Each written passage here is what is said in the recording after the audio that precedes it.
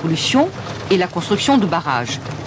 Mais depuis 5 ans, le pêcheur rencontre un autre problème. Quand on regarde ce qu'on avait dans un seul filet, c'est surtout des écrevisses qu'on a. Les écrevisses rouges de Louisiane se mêlent aux anguilles en bien plus grande quantité. Elles ont été introduites pour l'élevage dans le marais de Brière, tout proche, il y a une trentaine d'années. Ça n'a pas très bien marché, donc ils ont remis dans le milieu les individus qu'ils avaient amenés, et ça s'est vraiment développé là, à partir de là.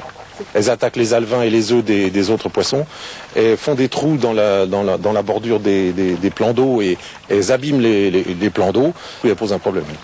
Elles concurrencent même le poisson-chat, autre espèce nuisible, introduite elle aussi pour l'élevage. Une autre espèce envahit les marais, le ragondin. Dans la Loire-Atlantique, le règlement oblige à le piéger et l'éliminer. Ici, sur le marais de Boivre, on relève les pièges tous les matins. Le ragondin met en péril les berges. Le ragondin, en creusant son terrier, déblaye la terre directement dans le cours d'eau. Et ça l'envase? Ça l'envase complètement. Ça favorise également les risques d'effondrement des berges. Il est de plus porteur d'une maladie qui peut être mortelle pour l'homme si elle n'est pas soignée à temps, la leptospirose. Ce rongeur a été introduit au XIXe siècle pour sa fourrure. De même qu'une autre espèce, devenue envahissante, elle aussi, le rat musqué. La lutte contre ces animaux est incessante. Il faut passer tous les jours pour éviter que les animaux souffrent inutilement, et que si une autre espèce que le ragondin ou le rat musqué est capturée, on puisse la relâcher sans dommage. Au niveau du département de la Loire-Atlantique, nous avoisinons les 50 000 animaux capturés par an. Ces espèces sont venues de contrées plus chaudes. Le réchauffement des eaux favorise leur installation. On ne peut espérer les éliminer, on essaie simplement de limiter leur prolifération. Les boîtes rouges, suspendues à différents endroits, contiennent du poison contre les rats.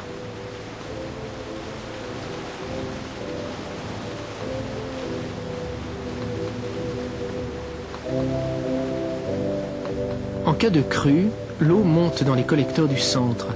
Elle soulève ces poires qui sont en fait des contacteurs par retournement.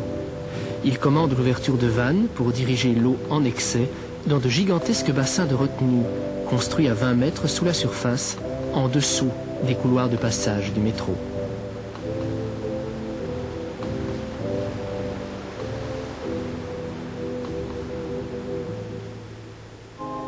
L'eau tombe en cascade et se répand dans ces salles dont la capacité est de 18 000 mètres cubes. Ce sont les bassins d'épargne. Celui-ci mesure 250 mètres de long sur 30 mètres de large.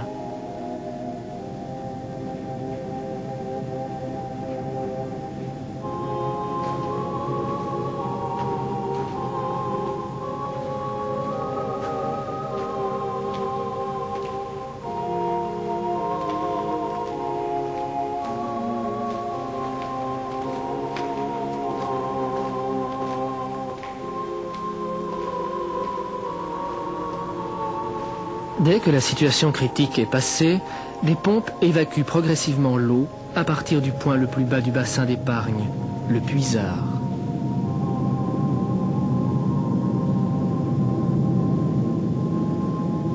Par sécurité, l'eau est arrêtée à 30 cm du plafond, sans quoi la pression ferait exploser la dalle de béton. Évidemment, dès que le bassin est vidé, les égoutiers doivent procéder à son nettoyage. Tous ces systèmes de sécurité n'ont qu'un seul but, éviter que des accidents comme celui-ci ne se produisent.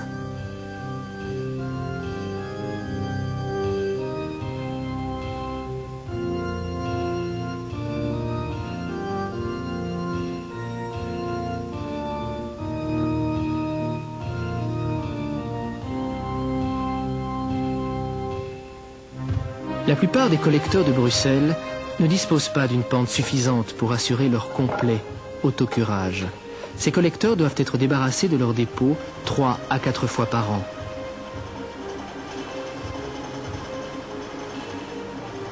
Ce curieux objet métallique est surnommé le rat.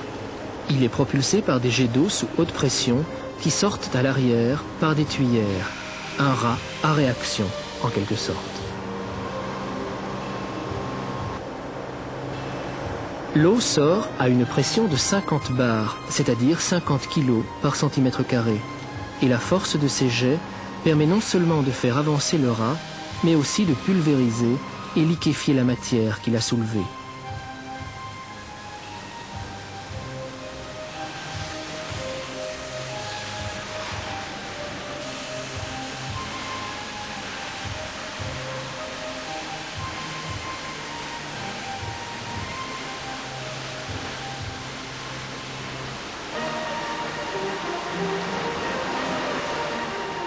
Le système est tout autre dans les grands collecteurs du centre.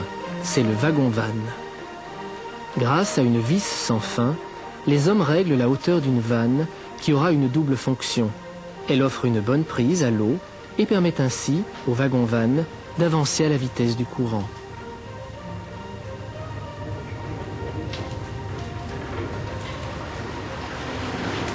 En même temps, la faible distance entre les bords de la vanne et le fond du collecteur crée un étranglement et une telle pression d'eau en résulte que toute la matière déposée est remise en suspension et se déplace en avant du wagon-vanne à la même vitesse que celui-ci.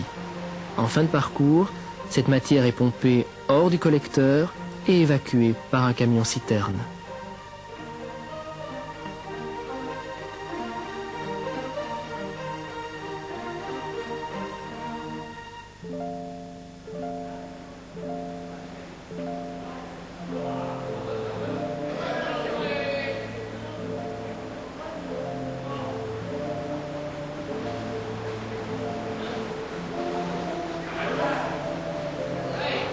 « 48 heures d'effort seront nécessaires pour ramener à contre-courant et vanne relevée ce wagon à son point de départ.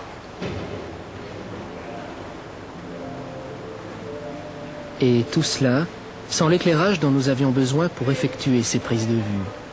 Mais dans cette lumière-là.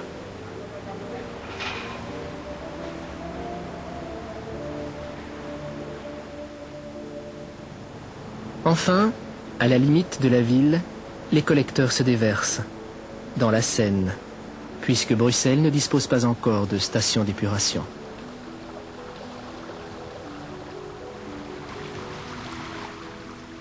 Nous nous trouvons ici à l'extrémité aval du collecteur principal de la ville de Bruxelles qui se rejette derrière moi dans la Seine. C'est ce collecteur qui est équipé depuis plusieurs années d'un réseau de mesures et de télétransmission qui nous permet de suivre et de mesurer la qualité ou l'état de pollution des eaux usées qui sont charriées par ce collecteur. Pourquoi ces mesures?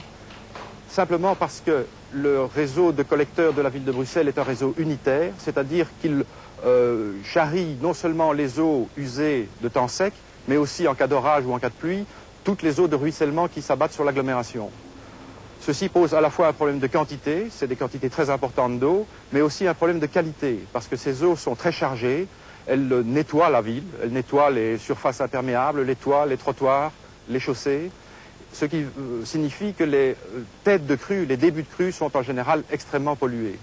Comme, étant donné les débits importants, il est exclu de pouvoir traiter la totalité de ces eaux, il faut donc pouvoir diriger les débits soit vers une station d'épuration, soit directement vers la rivière lorsque leur dilution est suffisante. C'est donc pour préparer les futures stations d'épuration qui doivent être construites dans un avenir proche à Bruxelles que ces études ont été mises en place.